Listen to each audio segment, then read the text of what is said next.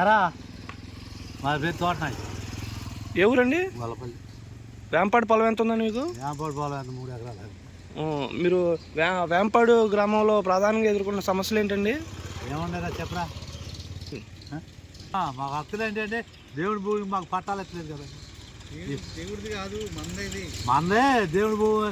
దేవుడి పేరు పెట్టి మన పట్టాలు ఎత్తలా. ఆ భూమి ఎప్పుడు మట్టి అట్టగా ఉన్నాయి. అయితే వాళ్ళు ఏమి లాక్కుండా మన కిందే ఉన్నాయి. నేను చిన్నపిల్లలు కాడ ఉన్నాయి కదా, అట్టగా ఉన్నాయి పొలాలు.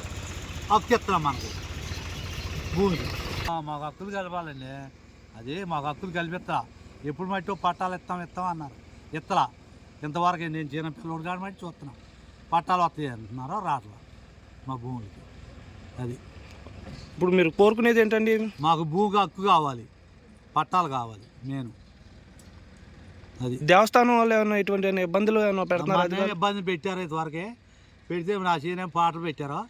పాటలు పెడితే అక్కడ హైదరాబాద్ విజయవాడ వాళ్ళు వచ్చారు. పాడుకుంటాను నేను తోట నాకు.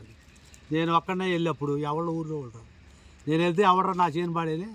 పాడండి, పాడుకుని చేలోకి రండి.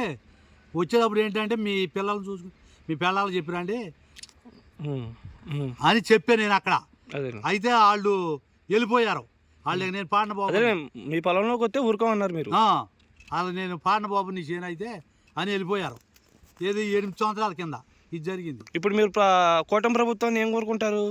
ఏం కోరుకుంటాం అంటే మాకు పట్ట కావాలి అని కోరుకుంటున్నాం. ఓకే.